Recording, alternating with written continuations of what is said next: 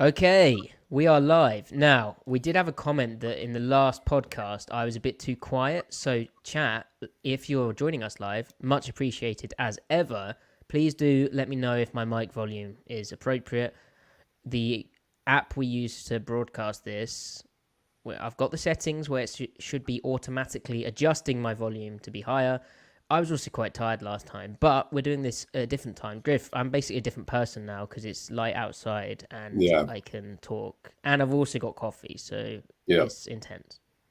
yeah. It's the American audience is catching Matty at normal hours, so this is what Matty is normally like. You've never seen this side of him before. Um, and now that Matty has a more regular schedule, which I don't want to spill the news, but it allows you much more time to watch Master and Commander and Children of Men. So, You know Matty, what? where are we at with that? So the special person in my life, she's out tonight. So Mm, I'm feeling after this, stick one of them on. there you go. There Maybe you pour go. myself a glass of something, and And go for it. yeah, All right, good for there you. we And go. then we can chit chat about it. Right, but in more pressing news, before we do the Seahawks stuff, which, by the way, we're going to look at safety Kavon Wallace's tape. We're at that end of the free agency spectrum, but there's some interesting things that we can talk about within that too. But before that, England, Griff, it's a bit rude of you, but you haven't. Oh, apologies. What's going on with England in the soccer across the pond? They're in the final. They're in the final and they are playing Spain. Spain. And who's favored to win? Who's a better team? Which, Griff, that's very topical if historically we're going to talk about Master and Commander, right? Uh, yeah, Master Commander is a conflict between a British frigate and a French frigate. Oh, However, I think the Spaniards at that point in time were um, allied with the French, and my, they flipped, I right? thought it was like a Trafalgar type thing. No, no, no. It's in the it's off the coast of South America. Like the storyline takes place literally all along the coast of South America. That's why it's called Master and Commander, the far side of the world, Ah, because they're in the Atlantic and then the Pacific. damn it. You know what? Yeah. I Sorry. apologize. So your metaphor just fell apart. That's kind of Yeah. embarrassing. Anyway, regardless, yes, Spain. We're playing Spain. They're really good. Are they? But so are the English, right? Uh, Oh, really? well, we have some good players, but tactically it's been very incoherent. I'm trying to think of a football example. Has it been absolutely dreadful? Has it Not been quite. what an absolute disgrace? It is. Because What would that's what be? those are the only tweets I see. It's like a dreadful display from England on my timeline at like 6 a.m. every Saturday. It's like that tweet. You're waking up to it. Yeah, like oh the No, they're they've been doing so many things. They're basically trying to put all the best players on the field, but some of them aren't actually the best players anymore. Some of them aren't fit or mm, healthy. Some of them are running into each other in the same position. Honestly, watching Spain, it's like they're playing a different sport. They're so much more cohesive and really fluid, and yeah, it's it's really terrifying. Oh, sad. and the slight tactical tweak that England used in the last two games Hmm. worked because the teams they were facing played a similar system, but Spain don't play that system. So this tactical tweak that kind of worked for England, I don't even think it's going to work in the final. Interesting. So expectations at a very low point. However,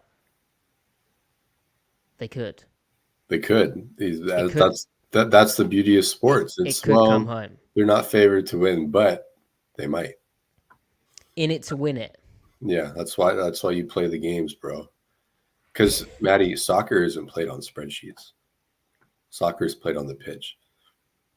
That's right. So, Maddie, you realize the whole America saying soccer thing is your guys' fault, right? Yeah.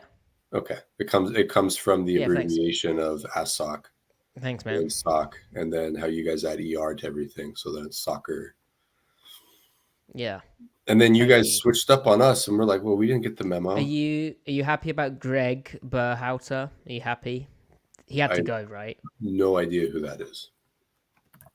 Greg Berhauser. Houter. Greg Berhauter. Is he a footballer? Greg Berhalter, American coach and soccer player. Oh, does he? Oh, fired as the U.S. men's national team. God, I'm just catching up to this. I am livid. Why did they fire my guy Greg? You're livid? Was it too many G's in his name? They said you're only allotted 2 G's in the name Greg. Hey, 3.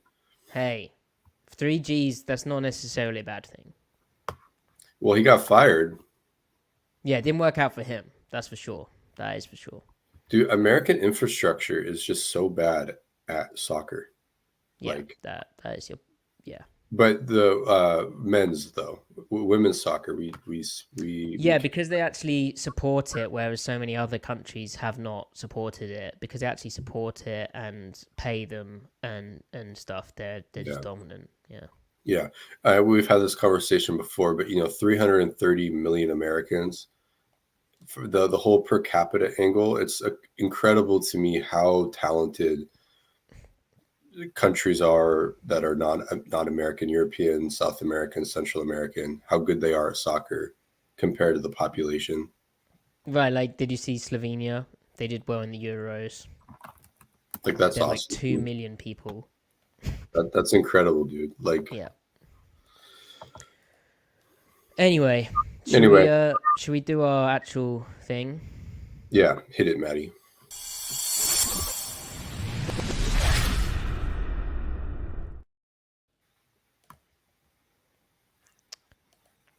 Welcome to the Seattle Overload podcast, where Griffin and I, we might be finishing it, but we're certainly heading towards the end of our free agency recap, where it's not just the recap, we're looking at the film, we're reviewing the film of who the Seahawks signed in 2024. Free agency, and that takes us to safety Kavon Wallace.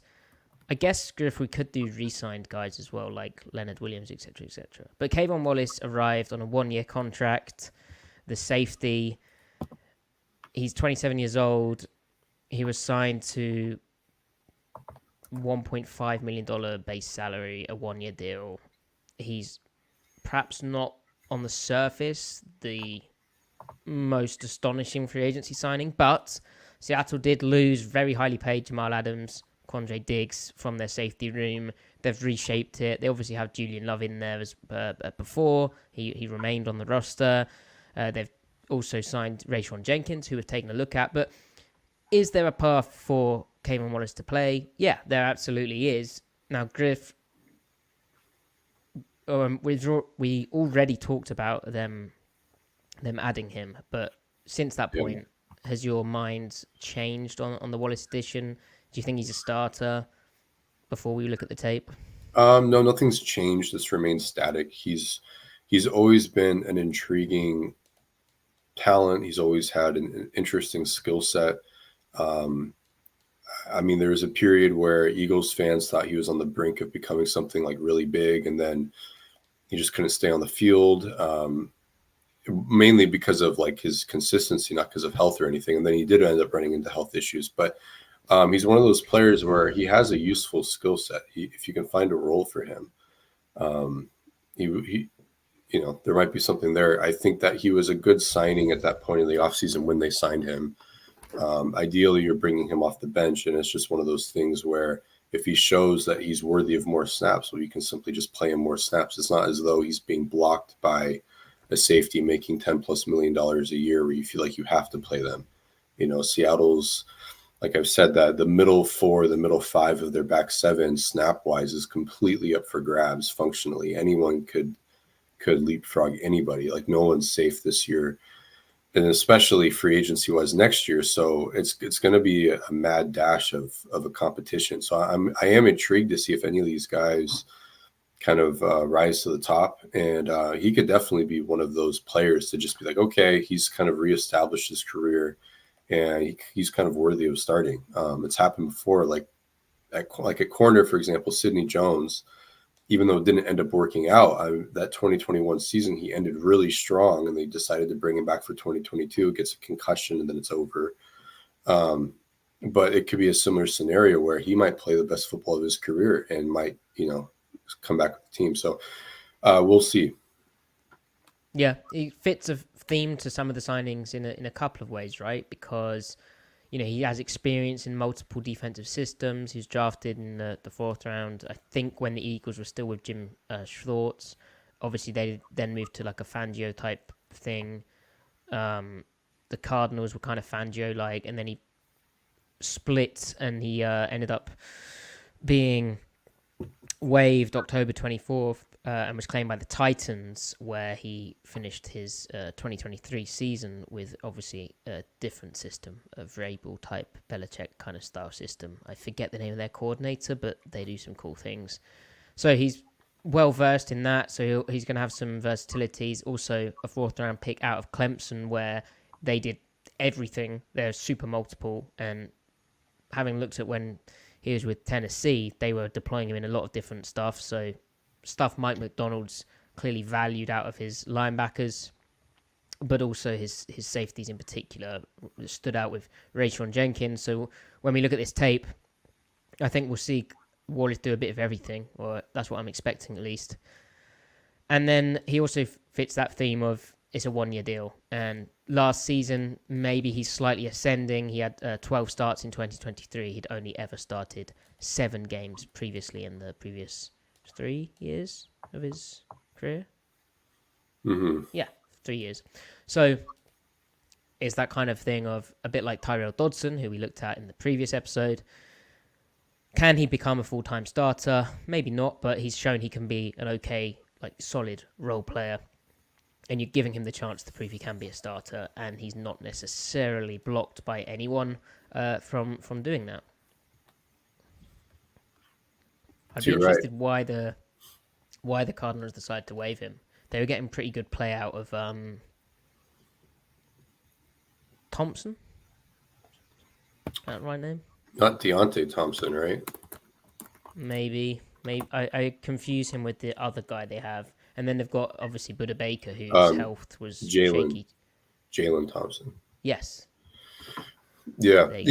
That's the other thing. When players become journeymen, it becomes like a self-perpetuating thing where, they're journeymen, therefore they're not good. But when you become a journeyman, you're arriving on teams on a one-year deal and you don't have the incumbency. So it kind of reinforces we're not going to keep him around because we just kind of needed a guy to shore up here and there. And then, that's where some guys just need the opportunity to really reestablish a foothold. And that's hard to do. So, we'll.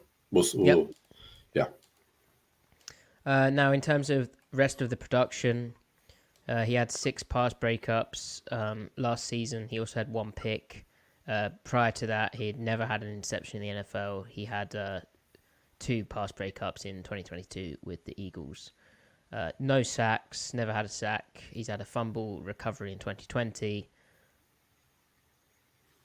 And then 3 tackles for loss across his career. Nope, 2 tackles for loss. So there you go. Not been super productive. Anyway, right. So let's look at the tape. Now, I've selected a game where he's playing for the Cardinals. So this is week 4 versus the San Francisco 49ers. Why have I selected this? Well, no, it's not because I want to look at Vic Fangio defense again. I picked this one out because the Cardinals are running bare fronts, which the Seahawks obviously, they've done a bit of, but they're probably going to be running more of a shaded nose when they're in base, and then when they get into sub-package nickel stuff, McDonald's never done that on regular downs, so there may be something we see from this and how the Cardinals tried to defend the 49ers where we're like, that's kind of cool. But a bigger reason than some kind of niche scheme bare front thing is obviously 49ers NFC West opponent. Cardinals defense, they did some funky things too, and they're going to be doing some funky things this season also. So particularly with how they rotated on the back end, which is going to involve Wallace. So there's some related topics from this tape, in addition to just looking at Wallace's stuff. Griff, are you ready for this? Are you excited? Yes to both. Yes to both. Okay. Well, What did you see from the Titans stuff? Because what games had you watched previous to this? I watched the Jags game, and then Right. I think a Texans game. Okay. He Yeah. he has a skill set. He's just kind of, I would say that he freestyles a little bit, like within the structure. He's just kind of, it's like he wants to. I guess the word is he guesses a lot, Hmm.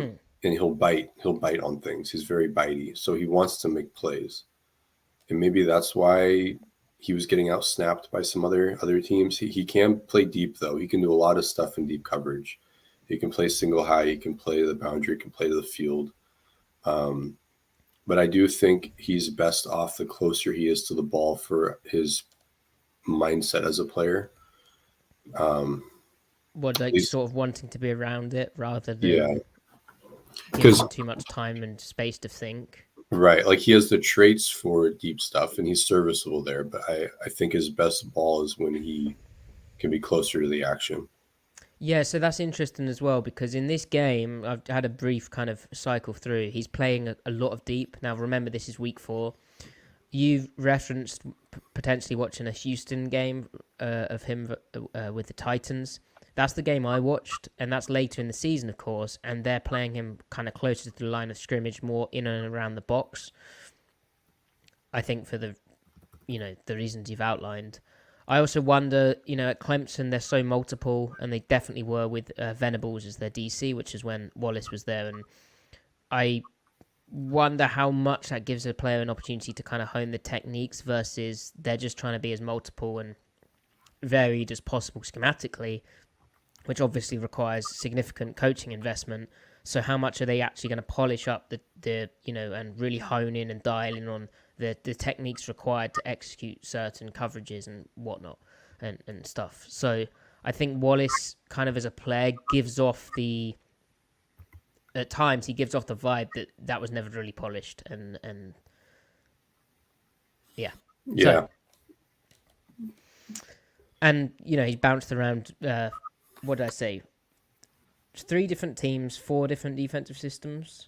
No, 3 different defensive systems. Schwartz, Fangio, and now Seattle. So what here what number is he? he's Okay, number 22. all So right. he plays a lot of the deep stuff. They're actually disguising the rotation here. I don't know if they wanted to rotate away from the fullback or whatnot. Like I said, the Cardinals did do some cool things defensively. And one thing that shows up with Wallace in this footage, very willing hitter, willing tackler, which I know at times, Conjay Diggs, it was a thing that fans, you could notice it on the broadcast where he's not busting a gut sometimes to make the tackle and he's not necessarily sticking his snout in there to make the play. This is an impressive play. I mean, it's what you'd expect to happen, but good tracking of the ball carrier and redirection and finishing off the hit. Does he over pursue relative to the weak side linebacker though? 47. I think so, but I can't work out what is he coming here? Is this his man? Like coverage wise, Oh, are they in man coverage? I don't know if they're in man. If they are, then who? It feels like cover 3 to me, but I could be wrong. Yeah, with do you see what I mean? Like the spacing's odd if it is 3, because that's that. Then what's he? Who's the curl flat player? Is Is it a this? fire zone? It could be a fire zone, but then yeah, it could be a fire zone. And he's like the hot 3.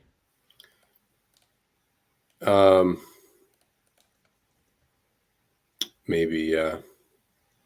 I would think maybe is all right. So I assume 52 is part of the rush, in which case he might be the hot 2, the flat defender effectively, but I just feel like he's not helping out 47 by horizontally getting. I've just realized this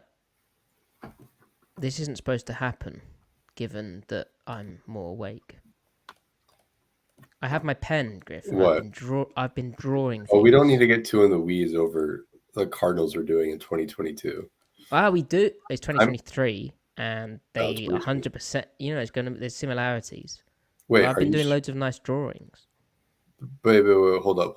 I thought this was because he was with the Titans in 2023. So this has to be 22, right? Oh dear, you didn't listen.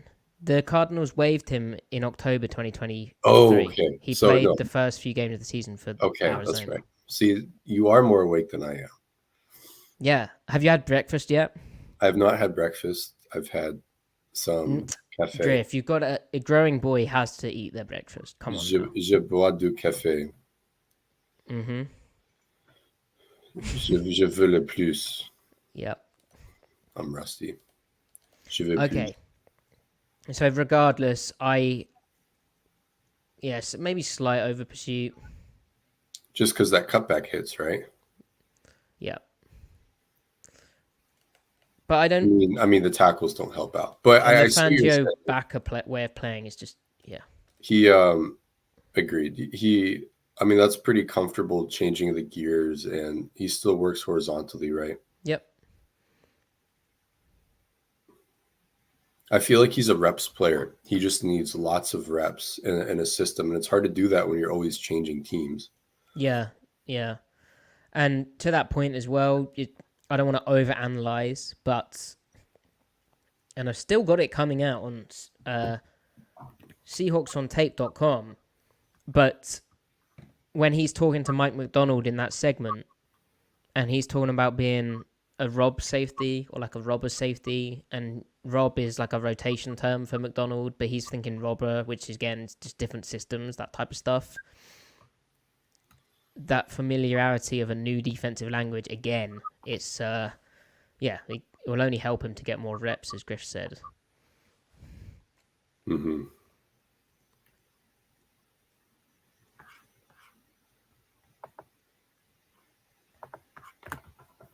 Nothing doing there.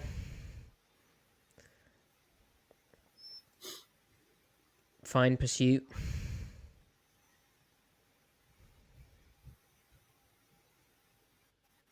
Well, that's more interesting. So into the split safety deal. So here they're playing cover 2. And here he's a quarter defender. This is quarters out here. So really he needs to be, when his number 2 blocks, he needs to be showing up aggressive into this C gap area, and really also the fullback is a problem.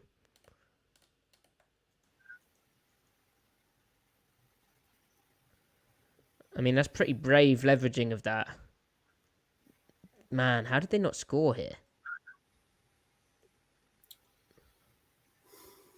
Oh, they stunt their. So they stunt their 4 into a 5. That's clever. Yeah, it is. So he's trying to fit off of then 44, but then the gap changes on him, so then he falls back inside the tight end. Yeah, because I think this guy has to leverage the fullback, right? This guy's flowing, and he's kind of fitting off this to then work back in here, right? I think so, yeah.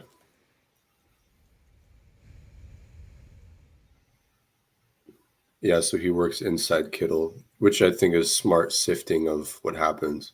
Good processing, yeah, because there's a lot going on there, guys. So this guy is stunting to win them a gap back because they've got too high.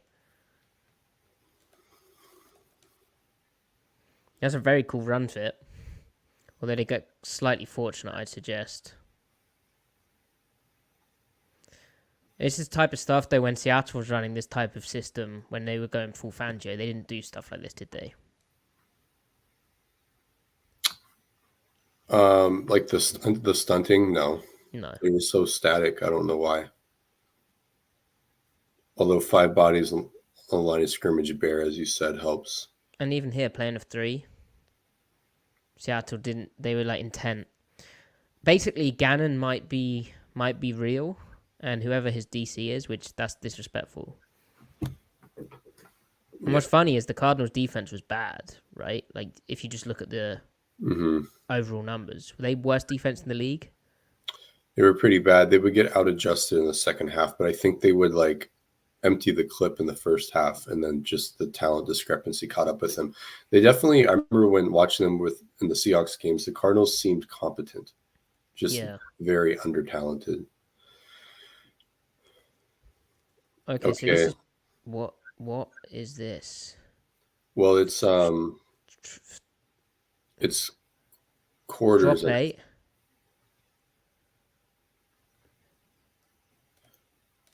Is that an inverted half at the top? I don't know, man. Because this guy drops like a weak hook.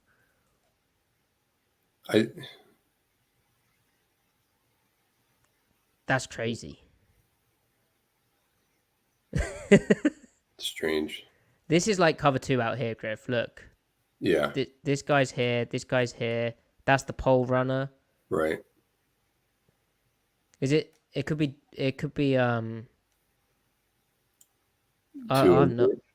no. Yeah, but then, well, you think he's this here, and then he's the curl. Wow, that's incredible. A lot going on there. There's a lot going on there. Well, that's what you do against the 49ers. You should honestly drop 8 frequently against them. Which we saw Seattle attempt to do in the second matchup, I think. Yeah.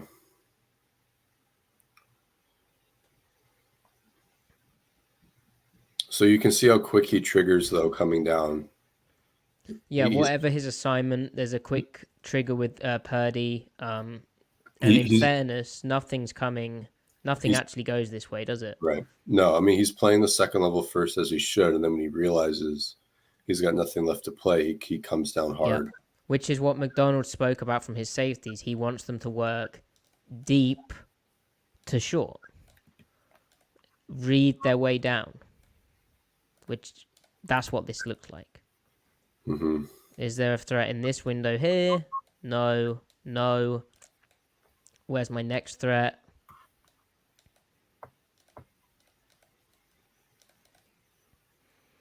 Oh, sorry, it's this guy. They call PI there. Holding.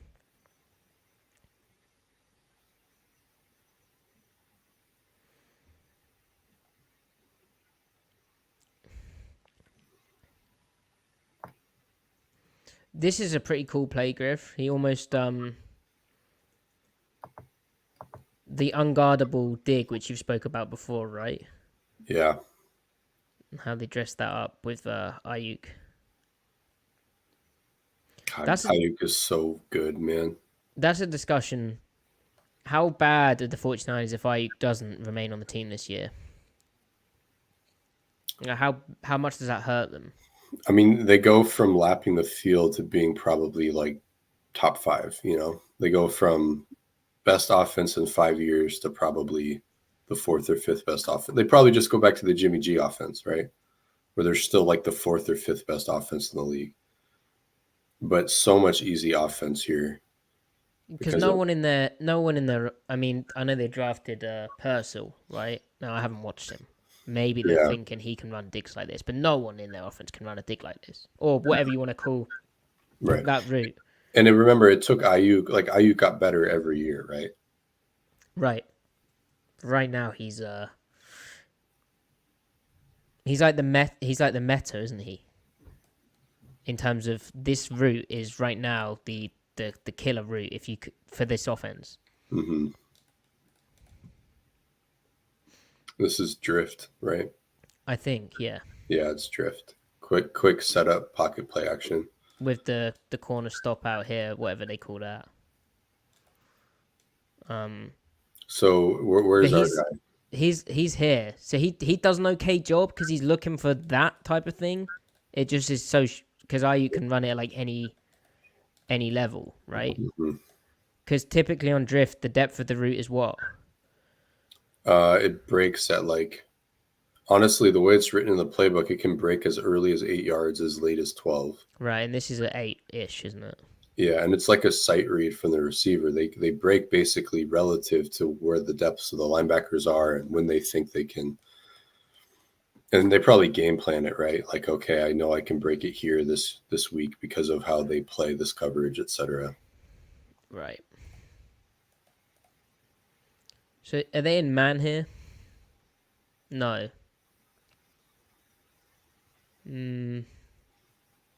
Maybe. It could be man. No, I think it's match. Okay. It's weird though that they drop this guy and then match here. Yeah. You'd expect that guy to drop if it was match, right? Anyway. Yeah, I guess you're right. Well, is 47, is he the flat player? So it seems like, well, because motion changes the numbers anyway, but it could have been like, it could have been skinny because initially it's trips, right? So outside carry on the number 2. True, and if it was that, you'd be happy dropping this guy in the strong hook, right? Yeah. Yeah, anyway. I'm so lost in defensive systems now. We've had to learn so many different ones. I mean, that's a fine rep from him, though. He does about as good as you could do. You don't want to vacate the post in case that bangs the other way. Like, you've got to be deep as the deepest, and this is pretty good angles. See, 45's landmark's all screwed up. If he just ran straight down the hash, because he gets outside the hash, he needs to run inside it, especially with the formation, the indicators. Just run inside the hash.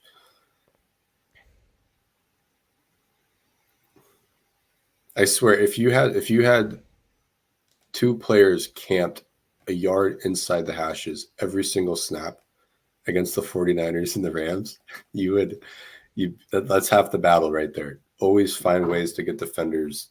You got to pack the middle. Which is your point about wanting to drop 8 against them as well, right? Because if you're dropping 8, it's much easier to get at least 2 of those guys to be, whether they're slightly deeper or in and underneath like this, it's easier to get at least 2 of them in a yard inside that hash area. Mm-hmm. It also keeps you better spaced for the yards after the catch game with all their yak threats. Mm-hmm. And then obviously, the ball tends to come out very quick with the 49ers negating pass rush. So, hey, let's just drop. Like, if you want to get pressure on Purdy, rush 5 and play man. Otherwise, don't expect your 4-man rush to actually do anything against the 49ers. Just drop 8 and rush 5 is the prescription, I think. And how would you play man? Like one dropper, or? I would mix it up. I mean, there's no reason not to like show this, then roll into that type of thing. Like what's his face did in the Super Bowl. Spags. Sorry, Spags. What's his face? Like arguably the best DC in the league. Yeah, the best one game planner right now. Yeah. Okay. I mean, it's pretty impressive processing of staying in the post. Yeah, that's pretty good. He goes from threat to threat. As soon as Kittle sits down, that's his initial seam. Sorry, go ahead. No, I'm just saying, like, he's covering up a potential post all the way here. And then good range to get outside. Yeah. Now, this play, though, is really good eliminating of threats, but this is the difference between a guy who gets a 1 year, $1.5 million deal to try and prove himself as a starter and is playing a lot of deep, and then a guy who was the highest paid free safety in the league in, say, Quandre Diggs, right? Where Wallace ran a 4.53 second 40, so he ran a quicker 40 than Diggs. He had a 38-inch vert, which was 80th percentile. He had 133-inch broad, 96th percentile. He had a 6.7 second 3 cone, 86th percentile. But the feet here and just the agility and ability to change direction and just range, just changing direction and bailing and opening up and stuff are not as fluid and as quick and as sharp as a Quandre Diggs or the best post safeties we've seen in the league. It's just how it goes. For whatever reason, you know, whether that's just athleticism which doesn't show up in testing, whether that's instincts, whether that's confidence, whether that's tape study. I mean, there's a variety of things which go into it. But yeah, I mean, like we said, this is a really solid rep, but it's not what an elite dude back there looks like. Which Diggs at his best was getting there. Yeah. Yeah.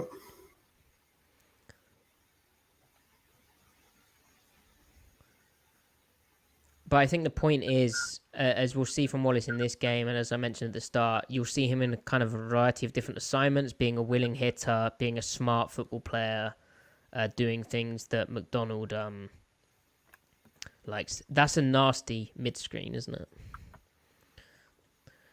Indeed. Okay, so Juice check out the backfield. Wallace deep again.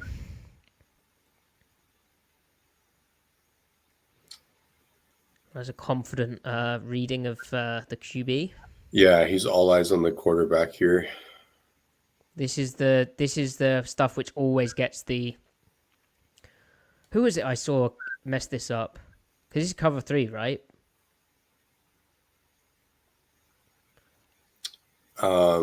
It is, yeah. I've seen Fangio defenses mess this up so much, where this guy runs under, this guy runs, and then this guy runs like that. Like double China, yeah. So the corner is blowing it right now. The bottom. But they always play like that technique. They lock it. Yeah, it's or like, you know, like a tight third or a read third. Yeah, they always play that. You know, Honest NFL on Twitter. Yeah. If you go on their account, there's a lot of examples of the Fangio start guys that for whatever reason this guy always plays too aggressive and takes this too much, and then that comes open in their third.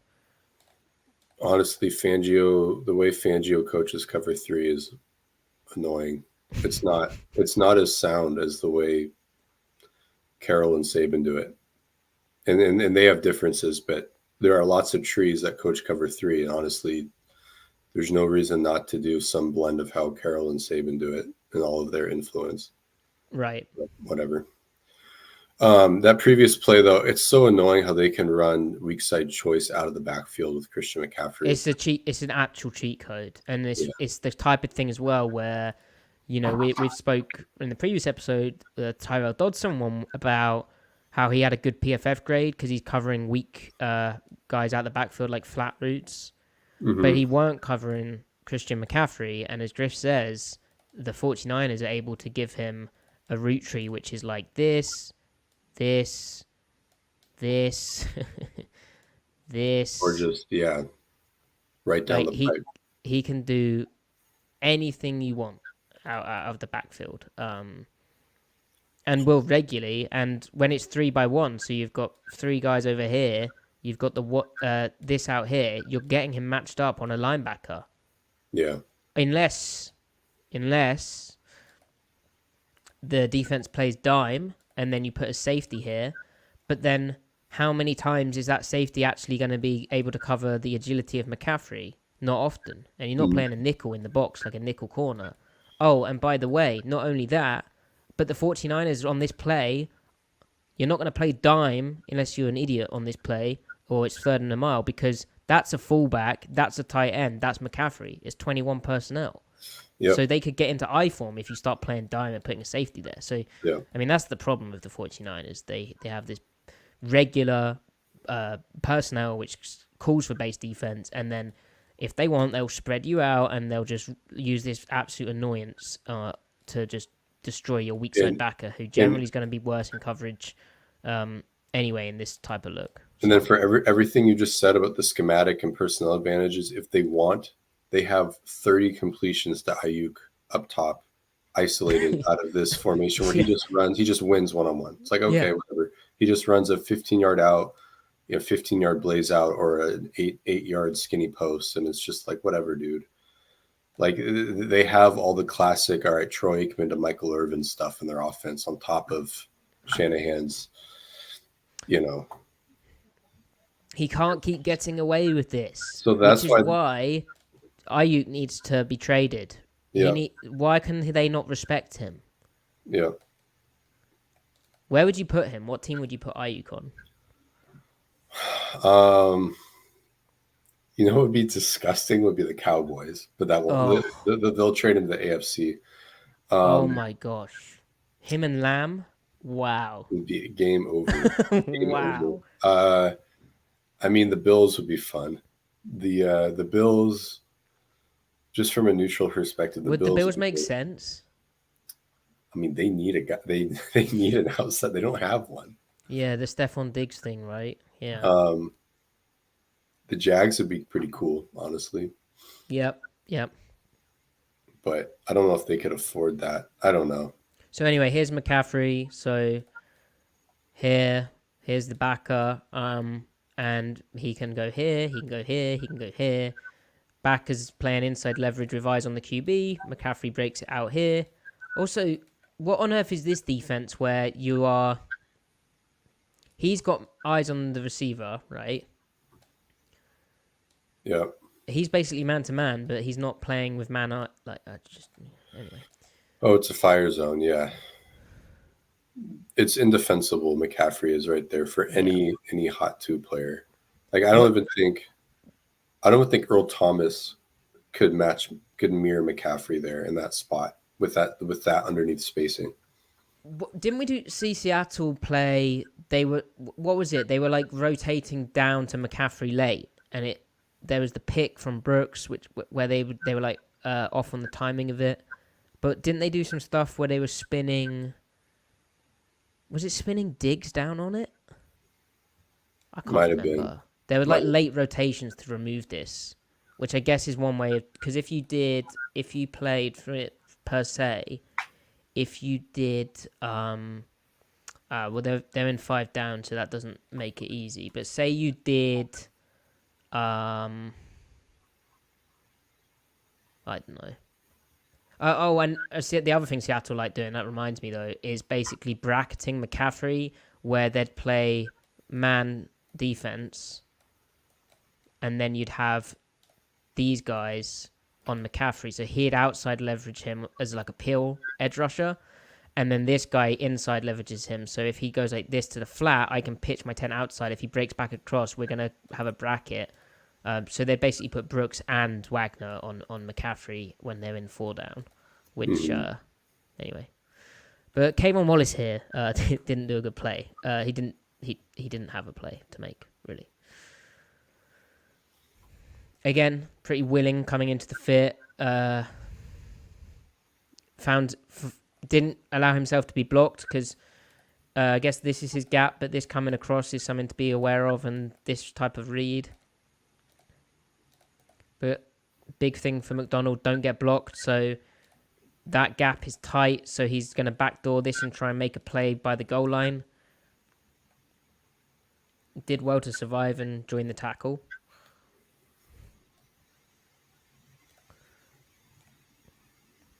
Sasha, thank you very much, man. Great way to start the day for us Northwesterners. Excellent. Yeah, I'm so jealous of the West Coast, like when I was in Seattle ages ago, but waking up in a hotel and literally waking up at 9 and just sticking on, like, I don't know, some Steelers game. It's like, wow, this is incredible. I could get used to this. Oh, yeah. Associating football with your morning coffee, that's pretty fun. Yeah. Whereas my association with football is with my, like, 5th coffee of the day at, like, 3 a.m. Trying, kind of shaking. Yeah. Pretty funny.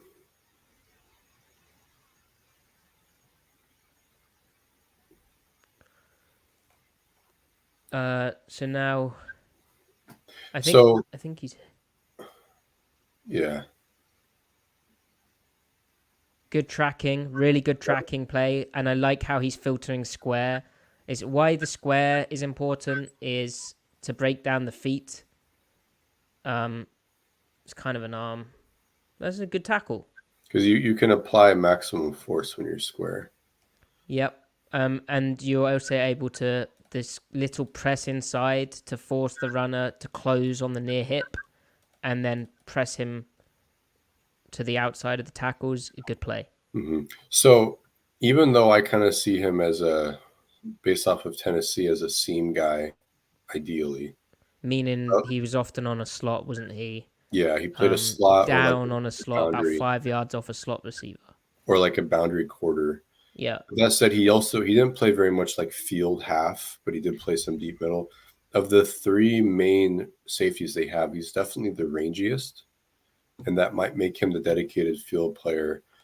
Or just they might go left and right with it, right? But have him play more to the left because that's the ball is often on the offense's left hash. So therefore, the offense's right side of the field would be the wide side of the field, which is, of course, the defense's left. So he'd be on the left side from the defense's perspective most often. Julian Love would be on the right side. And then that might mean playing Jenkins being as like the big nickel type to mix in with Devin Witherspoon at nickel for zone stuff. That's what I'm getting out of this tape. Yeah. I because that haven't remains seen the big him play question. Sorry, go ahead. Well, sorry, I'm just really quick. That remains the big question here, right? Like there's some interchangeability with the safeties. But the flip side of interchangeability is a redundancy. But I think, as you were saying, we kind of see the roles being defined here. So go ahead. Yeah. This is an interesting front. Before the shift, it's really interesting. Like you've got a 2-eye, a heavy 3. It's like 4 down, but then Macdonald does that's Collins, right? Mm-hmm. And then back safety. I mean, what on earth? And is this a half and is he a quarter here technically? Where this is quarters, this is 2, and then here's our like curl. Yeah, it might be pipe runner. See, the Gannon defense is really well intentioned, right? Like sorry, I mean 3 player, not pipe runner. Anyway, sorry, go ahead. No, I got you. But the Gannon defense is really well intentioned. Like if you're facing the 49ers, they're always changing up the math in the box. You have to counter with changing the arithmetic and the angles yourself. That's the only way you can. And the fact that he's doing that out of nickel is what's really interesting, right? Playing like a 6-2. Yeah. This is nickel personnel, right? Yeah, well, depending on how you view Collins. Oh, is that a linebacker at the top of the screen on the edge? Yeah, it's I think that's Gardek. Okay, never mind then. But still, point being, you got to mix it up. You can't just be static. Otherwise, you're giving Kyle exactly what he wants. Yeah. So I said kind of facetiously. You got it. Facetiously. Nailed it. At the start about how, not another Fangio defense, but they actually do stuff. Like they're trying to maximize what they have up front rather than just going, we're just going to run the same damn front every single time. The very vanilla presentation front. And we're just going to, even though we don't have the players, we're just going to try and make it work, which, not taking too many shots, but the 2022 Seahawks Fangio stuff was kind of doing that. This is more like it. And this is a really cool rep. Regard if he's a hook or whether he's a quarter player, this is a very good way of finding the football and making your 2-eye has a great rep here in terms of getting the combo and sticking on it. But he does a really good job of filtering through that, pressing the gap and making the tackle, good tracking of the hip, good breaking down of the feet, good tackle. And what's funny is we're talking here about a 4-yard run, which on first down, Shanahan's going to take every time. Mm-hmm. It's like two eyes really.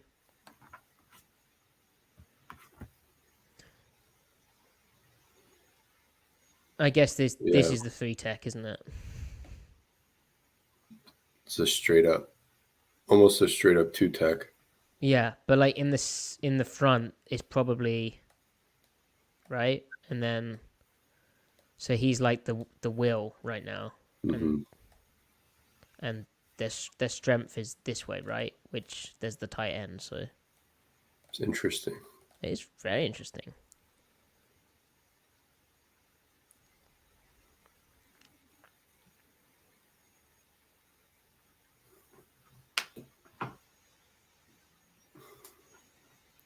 It's good scheme, but their D tackles are betraying them. Yeah, that's the thing with Arizona. Like, who did they actually add? Good point. That's just very well executed. Is it counter? Yeah. Mm, yeah, if you want to call it counter to the tight end. It's like Yeah, it's definitely counter because you have yeah, your lead block coming from the weak side or coming from the back side rather, not weak side. Although it is the weak side. So that's a great down block from Juice, and then Wallace is unfortunately he's not keying this quickly enough. it's interesting how he presses it. Right? Like he reads it well initially. It's interesting he presses in here. You'd think he'd be more trying to get out here. I'm also surprised this guy doesn't spill the block. Like boxing, that is a disaster, right? Yeah. Especially if we're playing. What are we playing here? Do you think this is 4? Do you think he's a quarter player?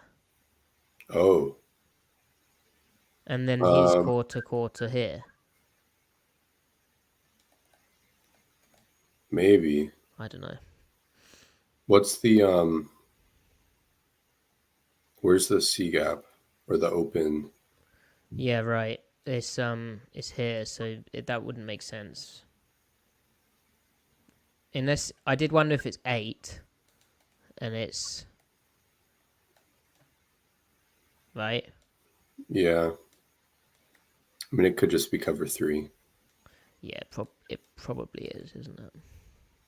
I don't know. The deep safeties drop though. It's kind of weird. That's yeah, and we saw that on the last play. But anyway,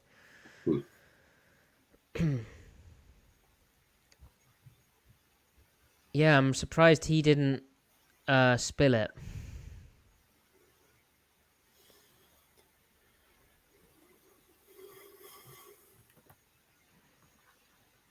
Guess he feels he's the force, but with how they stunt down,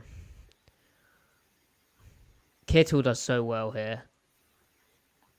Because if this guy picks off one of these, that's a problem, right? Yeah. Kittle does so well.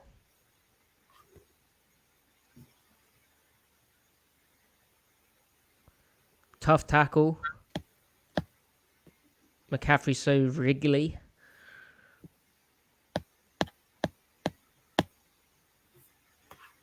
All right, let's try to get some more targets.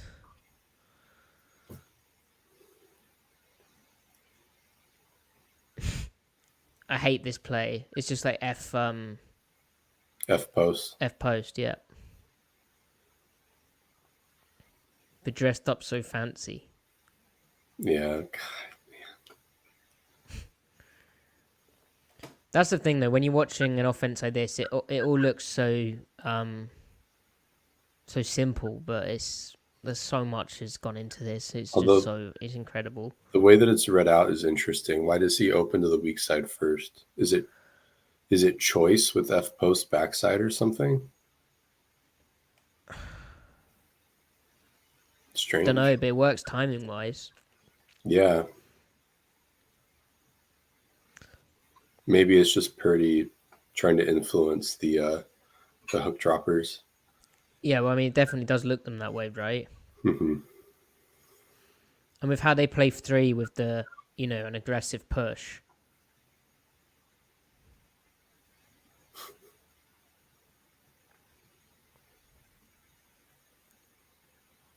Good Lord. I hate them so much. uh,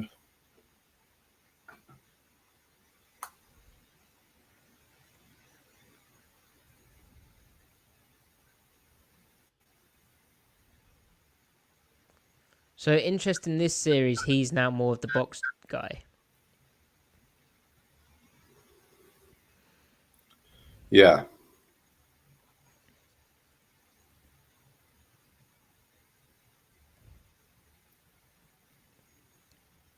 He is more comfortable with contact than either Jenkins or Love, I would say. Although, Yeah, so it's a bit of a contradiction because we've said he's maybe the rangiest of them all, and yet we're also saying he's the more comfortable with contact. I mean, he's the best athlete of the three. Right. He's simply, I mean, he's not a box safety, but he can deal with like the Some the of the crap blocks and some of the stuff which happens in the box. right, can post a tight end to maintain inside leverage if he's got a C gap or something type of thing.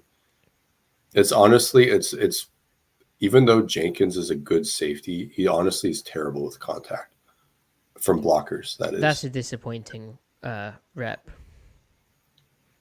Good. So McDonald will like it in terms of we're trying to show like we're bringing this.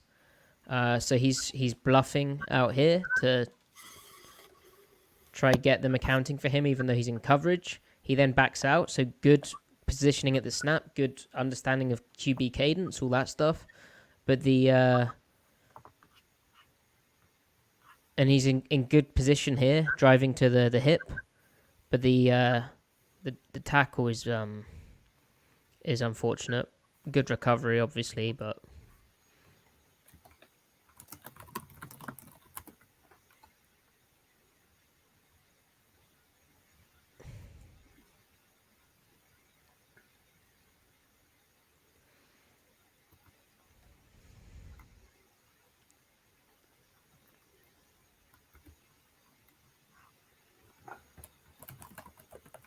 so when is Seahawks training camp, Griff?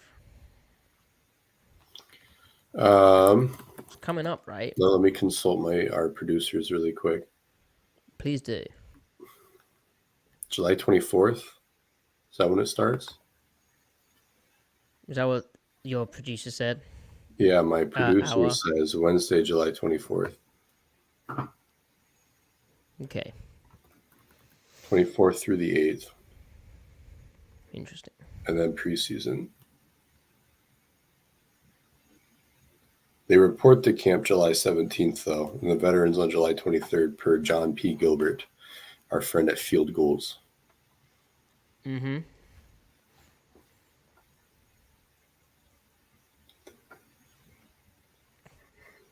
What happened here? They got tripped. Great.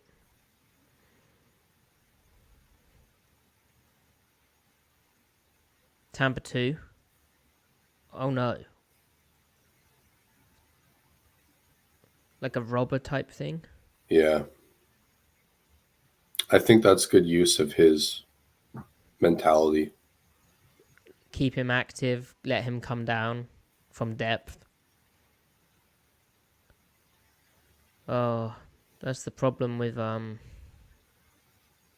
Oh wow. That's insane. It's actually insane.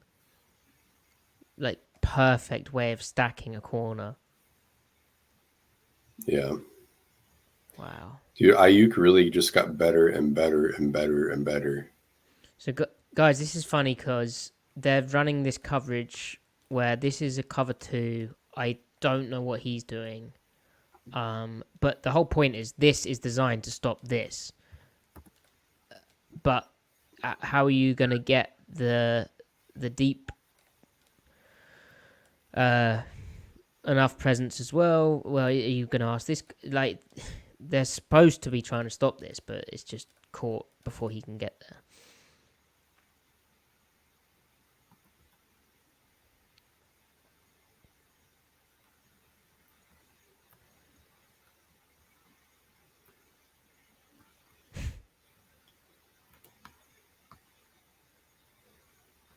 It's so pitch and catch. Oh, and you've spoke about this before, right? But the 7-step drop back from under center for them. Yeah. Oh my god. Looks like an absolutely horrendous decision. Doesn't it? Yep. God, that adjustment from Ayuk, the throttle down. They have this concept really well covered. Yeah, they do. They get so many different layers. They Not sure about Wallace here, but this is a good rep from it's the invert deal again, right?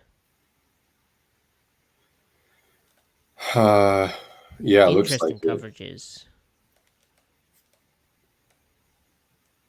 I mean, you said about sticking people inside the hash, Griff. 1 to where it's coming. We're kind of getting there for this, right? Thinking the ball was on this hash.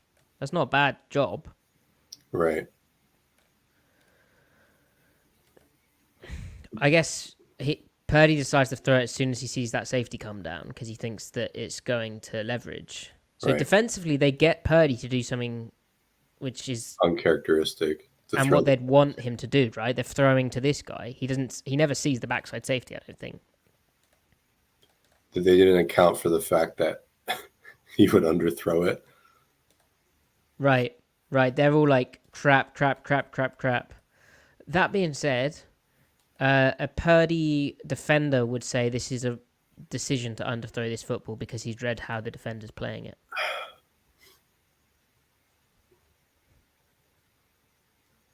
Ayuk is like omnidirectional. To be fair to him, Griff, he does see the safety. So does he underthrow it intentionally and expect Ayuk to undercut? That is what a Purdy defender would say. Yeah. I doubt it, though. Yeah, but they should pay him. They should pay Purdy. Pay the They man. should not pay Ayuk.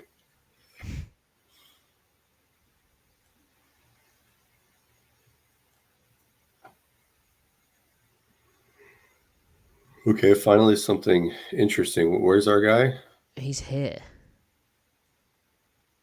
So he comes down hard and then robots it, kind of realizes. Some of these coverages are so interesting. Yeah. I'd hate having to chart this.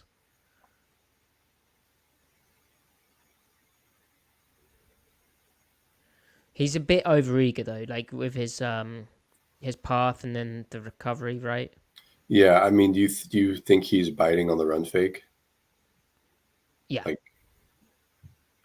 yeah. Yeah. I think his responsibility on the play, pass coverage wise, is that. Yep. And then the corner will replace. I don't know what this guy does. I guess he's in the fit fake this way, right? Mm-hmm. He's probably on that number 2, then this corner, then this, then we have these guys, right? Mm-hmm. Yeah, I think that's poor. But he gets helped out, I guess, by his guys while you play split safeties. No, we never saw. So this is Fangio calls this tilt, right? Yes, he does call that front tilt. But it's interesting having like an eagle. this guy in a 9 rather than usually he'd be here, right? Or would he? Yeah, I guess. I guess he lets himself get reached, or plays heavier from the width. I do think that's a good recovery though in his robot technique. Even though he overruns it. I mean, he really does have good change of direction skills. Yeah. So he's a short area explosive. So I said this during the Super Bowl.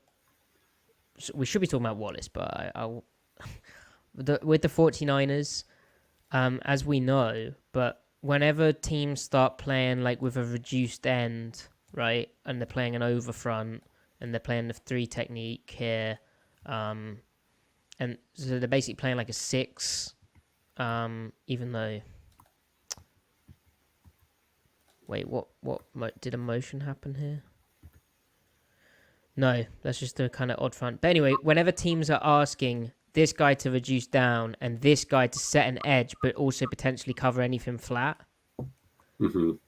Shanahan is so good at breaking that guy. And Spags was playing so much 6-2 stuff and like 6-1 stuff, like reduced over, where that weak edge was like that conflict type player where he's got to set an edge, but also get into the flat or play someone flat. I was like, oh, as soon as I saw that, I was like, oh, Shanahan's going to adapt and beat Spags. But he, because he's so good at jet this guy, run the coverage off here, and then this guy's in hell because he has a run fake this way, but this out here. Like one of my first articles, all Seahawks was about how Shanahan and, was it Stefanski was doing that to Seattle when they're running tough? With poor Michael Kendricks trying to do this stuff. Like, look at this poor... Yeah. That guy has to cover this guy and play that. Yeah, it's not going to happen. No, it's not. Oh, and also, he's got that. Right. Shanahan's so good at that. Yep. I've watched back the Super Bowl, which the Spags game plan. I still haven't quite worked out how this didn't keep happening. I think it's just a good mix of actually bringing a bit more pressure, like bringing 5 and playing cover 1, as you said, Griff. But like Spags loves a 6-2 type deal.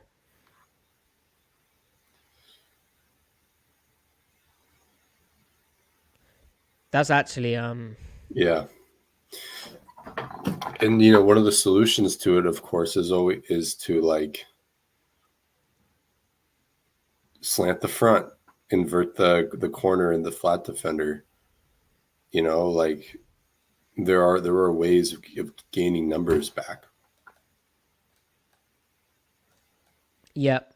You have to kill the formational stuff to force Kyle to play real drop back pass offense again. You can't let him march down the field with the run and play action. You have to kill the that's what Ken Norton Jr. did. That's why they went 2-6 against Seattle for 4 years. And you have to make him play a game that he can't play with his current quarterback. You have to force him to go find Matt Ryan again. But no one's really committing to doing that. Defenses built themselves to defend a shotgun spread league, and then Kyle pivoted and said, "Well, I'm going to be a gap heavy offense out of both under center and shotgun. I'm going to be the antidote to that type of defense." Yep.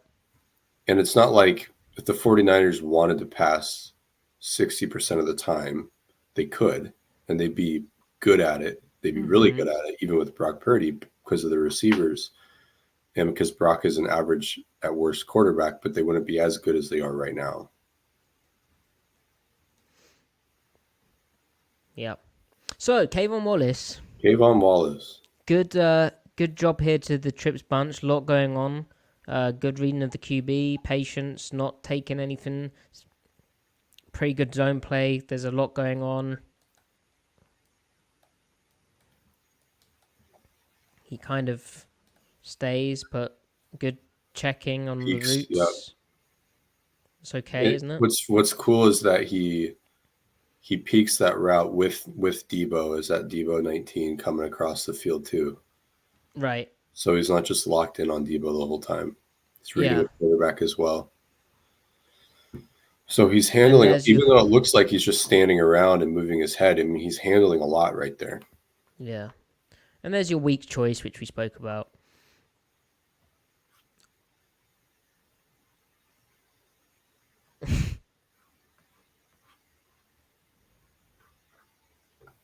Oh, and the back actually crosses the QB. That's nasty. From a chow alignment. Chow meaning cheated out wide. Yep. Because that's typically a non-run indicator, but they will run wide outside zone from that angle, which you have to. Like, you have to. And they'll attach that sort of thing off it, right? Yeah. I can't believe there's a 49er fan contingency that wants to fire Kyle Shanahan. That's actually insane. Kyle could lose the next 5 Super Bowls. I wouldn't give a shit. Like, I would just. You have like the dream offense for a quarterback. Yeah, it's the most fun offense to watch. You got playmakers. The scheme rocks. Like, honestly, everything else is just whatever marginal failures is just happenstance. Like, who cares? I'd go into every season being like, we could win the Super Bowl with Sam Darnold, like. Because here as well, right? Like, the one-on-one out here does a really good job. Then we've got a guy in this window and this window. We've got a guy under here, and we're going to drive across here. This one-on-one is running into a guy. Like, they've done a great job removing everything within the QB structure. But you've got your back out late, and you've got a guy who can do that or that or that, and he's one-on-one with a linebacker who's outside leverage as hell because he was an edge defender. Yep. You're thinking you're in a pretty good spot. That he's going to set an edge. He's going to get wide leverage. Oh, well, I don't want to get outflanked by McCaffrey. I'm an edge defender. So I'll pitch my 10 outside, and then ultimately their pass pro is good enough, and the pass pro is also benefiting because they have a stretch fake, which means there's a bit more patience with how they play this, and they don't run upfield. There's just so much. I'd hate having to game plan for it. I actually think some of what Seattle did was the right idea, even in like the more recent years. Griff's mentioned Ken Norton Jr. and having some really good stuff. 2-6, don't forget. But yeah, even like 2023, there was elements, Griff. Yeah.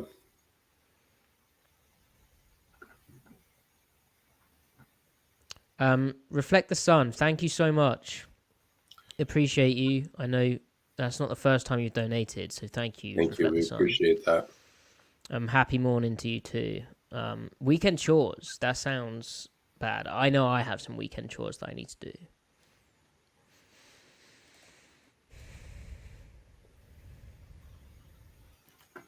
But then they're the type of weekend chores that I could listen to the podcast when doing them. Speaking of which, as we're doing this, let us know what stuff you want to see from us. I know remaining questions we have about the Seahawks is something that I think would be a cool topic. Like, we should do a listener mailbag. We haven't done one in a while, Griff, so that's be an idea. It's a good idea. Look at them move in the front. Yep. Getting from tight basically into under. Who is this? 7, is that White? Kaiser White, I think. Country Roads. Yeah, Kaiser White. Don't know about that. What? He's cheating play action. The old linebacker meme, huh? Microscope. Yeah. Although, wait, is 55 going the wrong way? Or he's just late. Is he slanting? It's just a bad rep.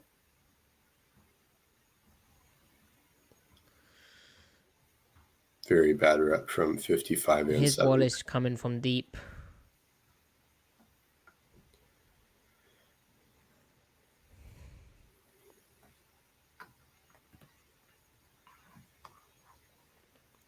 So honestly, having watched Seattle's safety group, my kind of takeaway is, yeah, I think it's up for grabs who's going to play way more of the snaps, Griff. But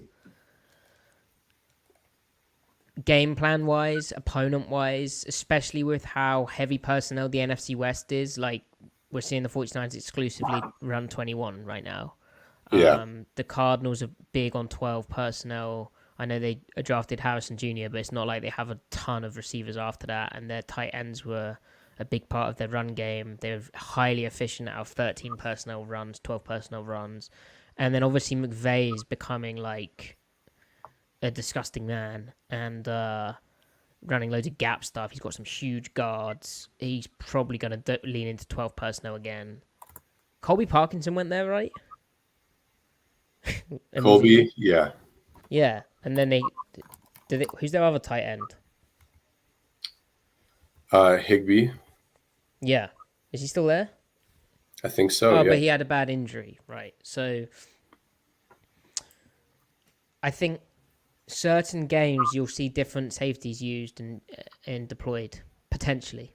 There's certainly the options to do that. Same with the DB room where they have a lot of matchup possibilities. But it's difficult for Macdonald to like work out this type of concoction because he's also trying to install a whole new defensive system. So you kind of want to work out just who your best guys are within this like the core system, rather than kind of getting too tweaked for game plan. You'd think like year one to start playing around with different personnel packages might be trickier. Yeah, it would be. 'Cause then he also doesn't know like who's going to be on the team next year. So much is up in the air. And he's a first-time head coach. There we go. Here's something.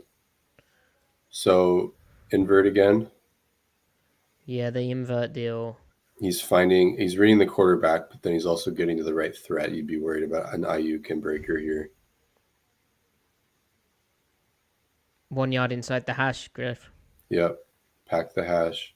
He almost overruns it, but then he corrects. It just kind of shows the natural talent. How the hell? That's so stupid, man. It's not real. It's not real, man. It's not real. How many times can you attach weak choice to the backside choice and just hit it, whatever? Yeah. It's like the Brooks pick happens on Purdy just basically throwing it blind because he's been doing this like the whole season. Right.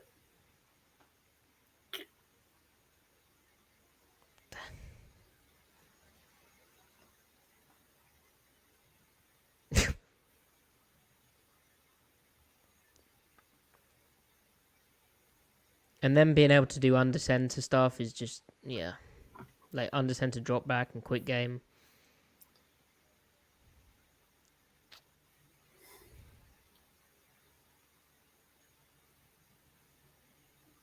I think that's pretty good from Wallace, even though he doesn't do much here.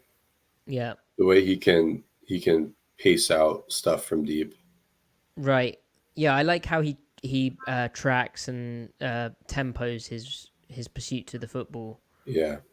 And I like how he finds the alley to make plays. He doesn't overrun stuff and then get into contact. Right. Which again, I think he may be more of a deep guy in the system who you then, play down as a change-up as opposed to the other guys where they're probably more down guys who you play deep as a change-up. Right. So he could be the field deep half player even though we haven't seen it. Yeah. I mean, I feel like he's got to be at this point. It'd be cool if he ends up out snapping one of Love or Jenkins just as a surprise, because it would speak to him kind of putting it together. I mean, he was talented at Clemson, very talented.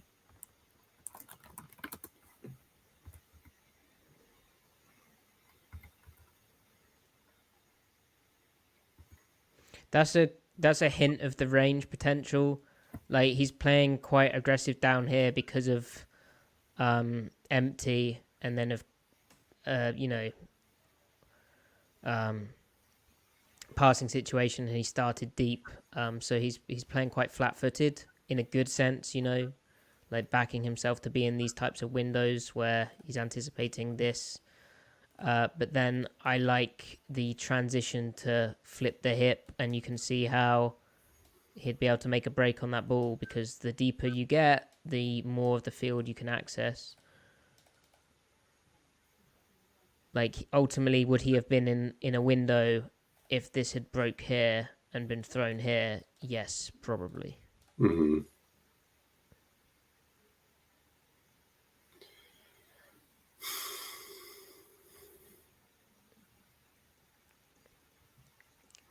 That's a 3-cone type trait.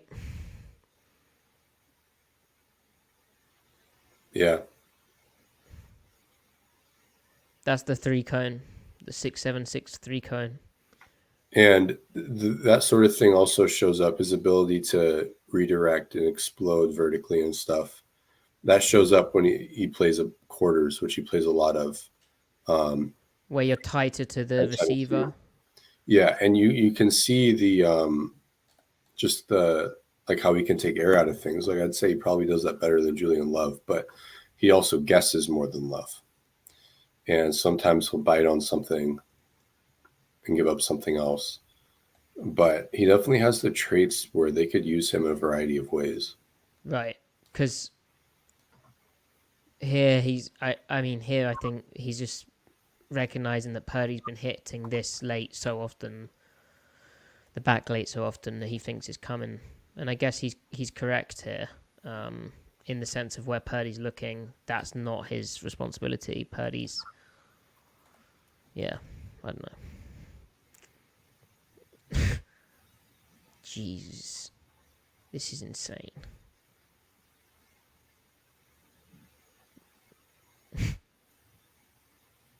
I think the Super Bowl as well stands out because they didn't have time to get these things going. Mm-hmm. Just play heat, the constraint to Yankee. Yeah. Or instead of a cross, it's a deep whip or a deep pivot. Yeah. And then this is the alert. I feel like heat is more prevalent than Yankee even right now. So many people are saying that. Read all about it. Everyone's saying it. Chat, if you don't know what Heat or Yankee are, I mean, there's like a million Twitter accounts who just post Kyle Shanahan playbooks. It's kind of a meme. So just stick them in the... Yankee is post Twitter. One guy from one side running a post, the other guy running a deep cross or over. But then Heat is, instead of the cross runner, he literally pivots and then runs out toward the sideline from the direction that he came. McVay calls it a deep pivot or a deep whip. Shanahan probably calls it, I don't know, something else. He might actually call it a heat route. That might be why they call it that. And the reason Shanahan would have called it on that previous play wasn't to hit the post, but it's because of how they were spinning down and robbing and stuff. Yeah, exactly. Meaning the robber would come down for the crosser, and it would break back outside, and that would be that.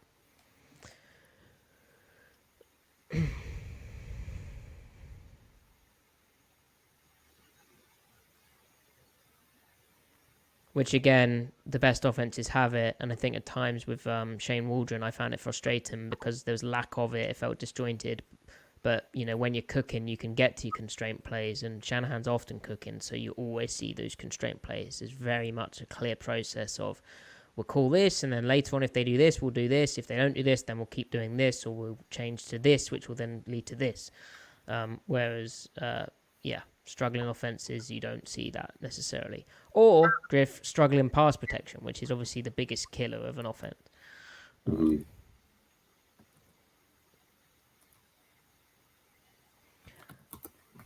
Well, that would have been a good play to finish on if K'Von had made that tackle.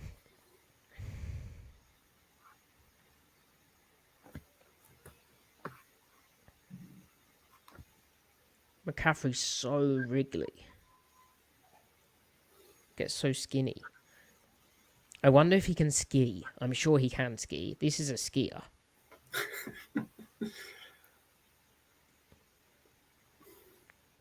It's slalom skiing. Look at this.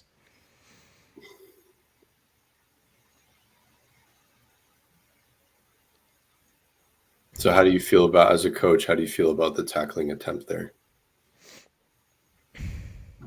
From K'Von? Yeah. He gets head up, which is depth, but it's difficult. I think it's the slight over pursuit factor to his game, though. Yeah. Like, the near hip is here. He's coming in hot. He's now over pursuing. The near hip is here, right? So Yeah. he should be adjusting his path downhill here. I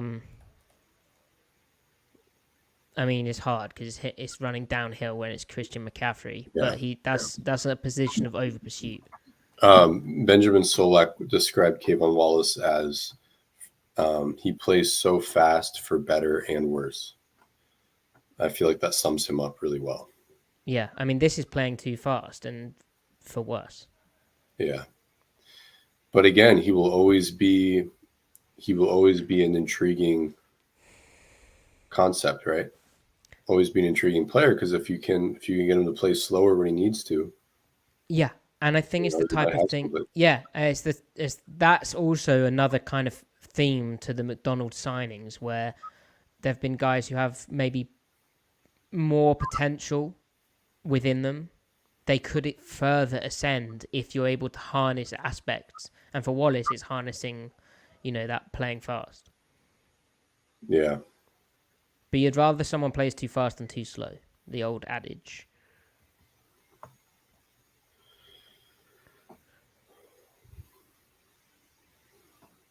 Right. Let's bin that off. Okay, chat. So I hope you enjoyed that. I think. Well, we could do Leonard Williams. Comment down below on the video if you want us to do a Leonard Williams breakdown. As I said, next episode, I think unanswered questions from the Seahawks. Training camp starts July 24th, so we've got a bit to go. Maybe 1 week, maybe possibly one episode, maybe two, depending on our schedules. Thank you so much, Reflect the Sun, for the donation. Appreciate that. Thank you, those of you, for joining us in the morning. The mornings may become more of a regular thing. We'll keep you updated with the schedule, but yeah, I've got a slightly different working schedule now, so weekends may be the thing, but we'll see about in season. Griff, any closing thoughts, wisdom? No, actually, none. None. Yeah. At all. At all. Oh dear. Follow Griff on Twitter at CMikeSpinMove. Follow me at Matty F. Brown. Follow the pod at Seattle Overload. Please do like the video. It does help us out. 5-star reviews on your podcast app. We've got loads, Griff. We've got loads on Spotify and other podcast apps. Lots of very kind people. I think we're literally 5.0 star. How cool is that? I think on Apple we've got one. We've got one which is like this. One like serial hater who's followed us around before a few times. Yeah. On different sites. Nice. Well, you know what they say about haters. What do they say?